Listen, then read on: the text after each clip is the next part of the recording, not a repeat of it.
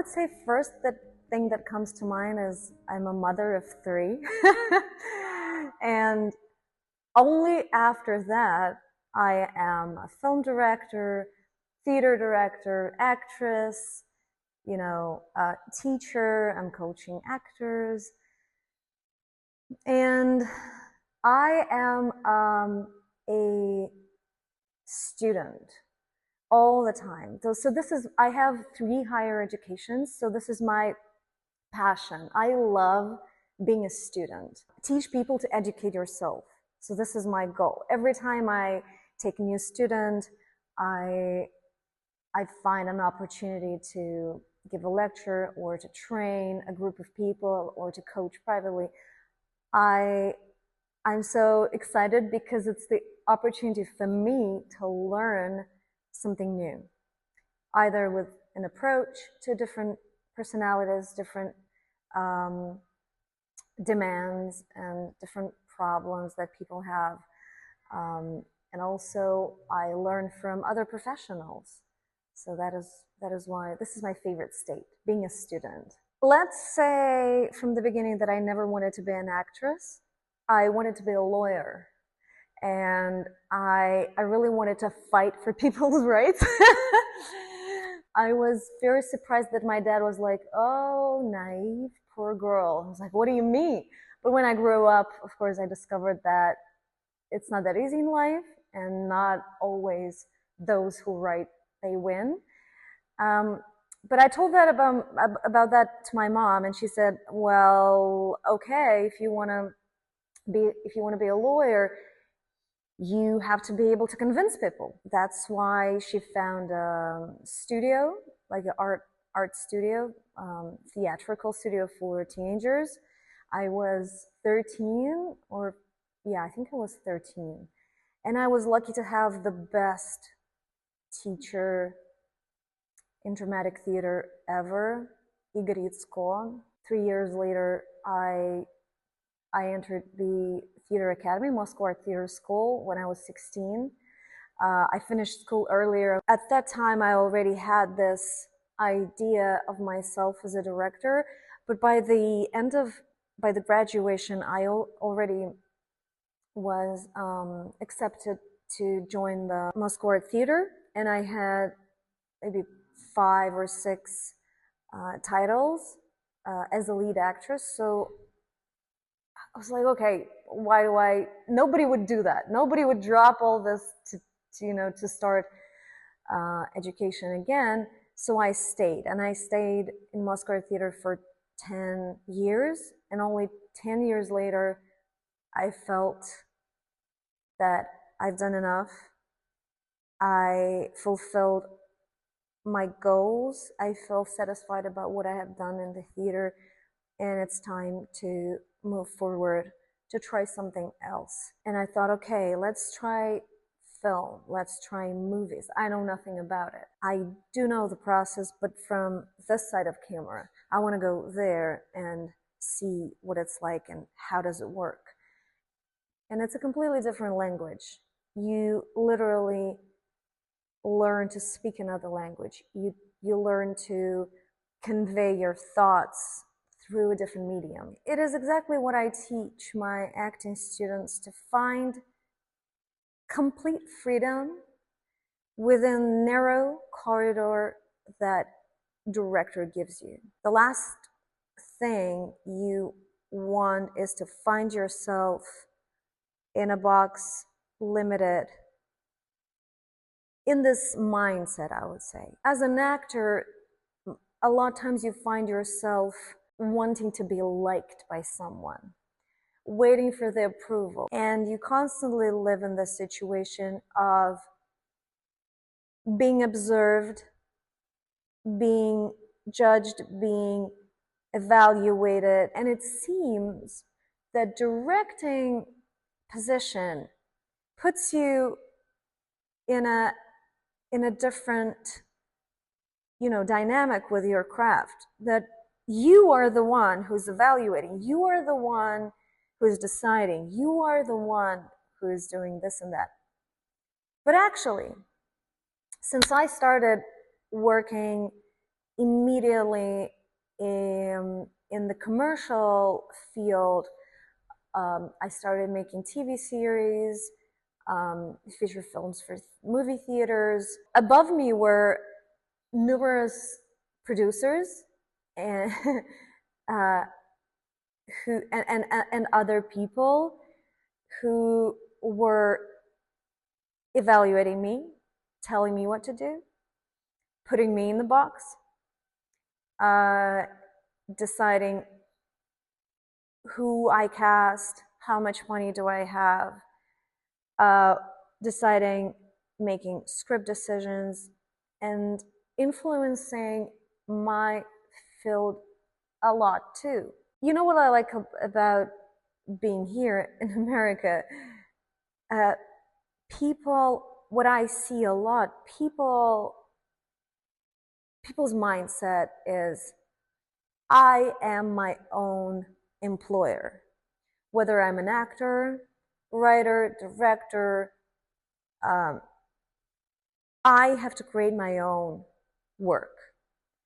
I should not be waiting for other people to employ me. And this is a big lesson one of my teachers in American Film Institute gave me, where I was getting my MFA in film directing in Los Angeles. He said, the first thing I want to teach you is, you do not wait for any agents, managers, producers to come and give you the opportunity. You take it all in your hands. You produce your own work. You shoot. You create. You put it all together, not looking on any circumstances. And that actually inspired me to write, direct, and act in a film that I recently finished. It's called Mother Nature. I read a lot as a child. I read a lot of philosophy. And since I started working in theater very young, when I was 15, and then in Moscow Art Theater, I was working a lot with Russian classical literature, Dostoevsky, Tolstoy, Turgenev, Chekhov. These are my teachers who formed my system of beliefs in art, who formed my personality very much. The more you read, the more you experience the flow of the story. It is the best lesson when you try to sit down and write something yourself, or when you have to break down what is not working in your story, in your film, or in somebody's story who are you collaborating with. Real art and big artists will make you surrender. The director that was my absolutely top one when I was a teenager is Guy Ritchie. So I grew up with this,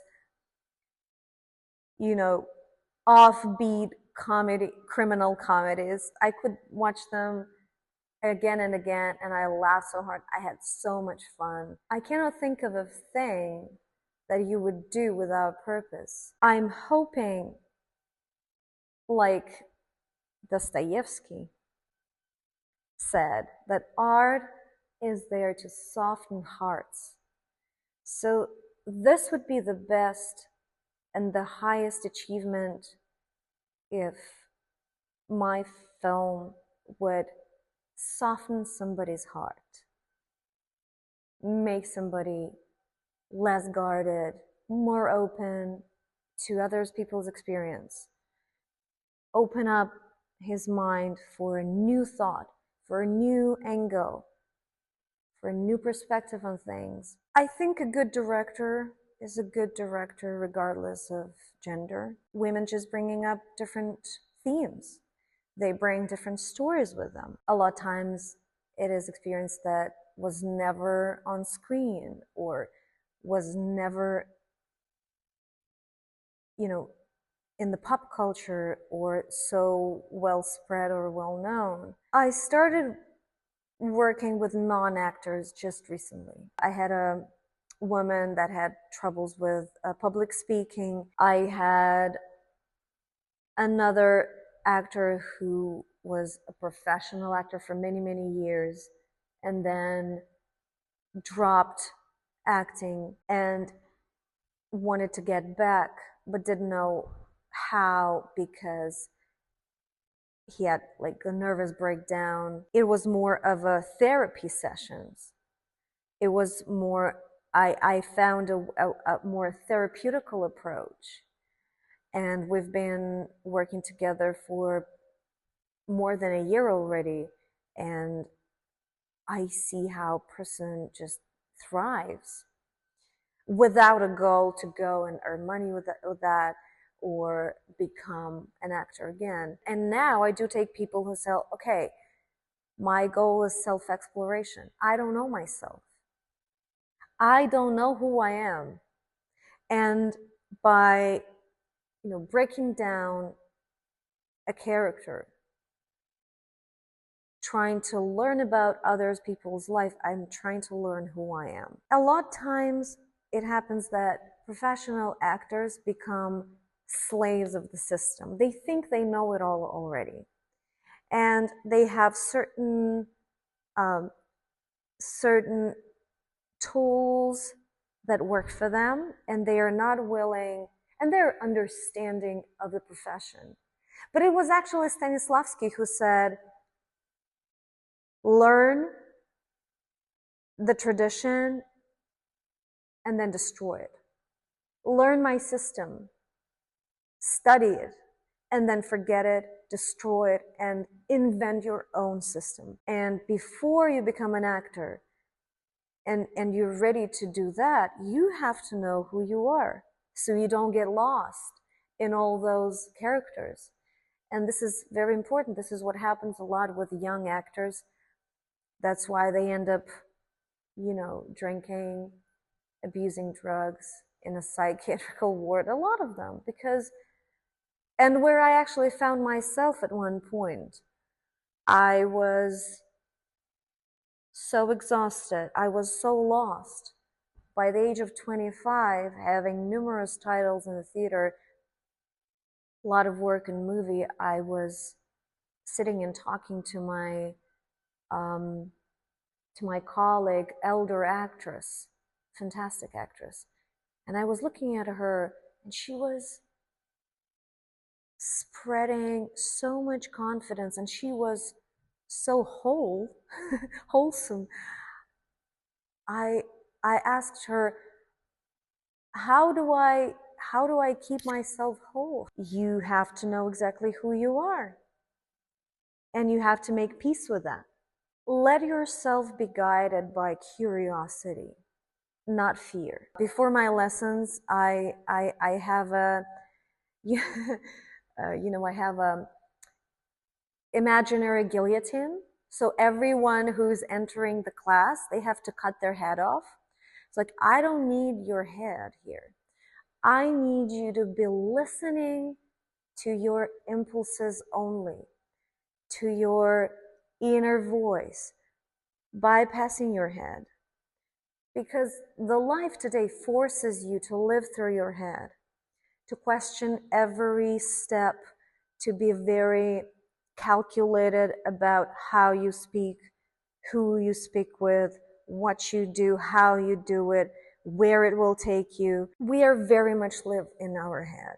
Try to cut your head off and be like a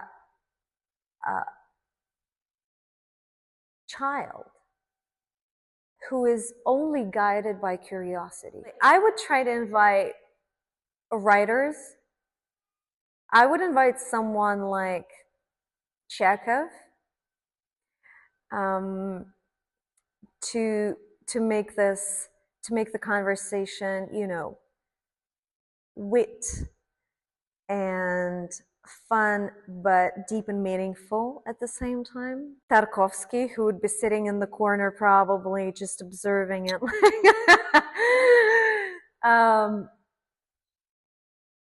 And sometimes, saying his, waitful reflections,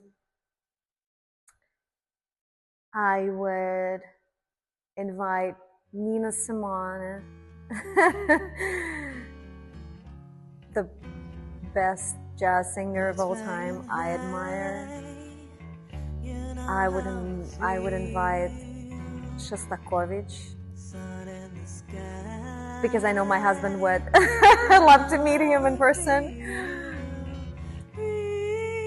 And yeah, every party needs a little bit of craziness, so the dessert would be Salvador Dali. It's a new life for me, and I'm feeling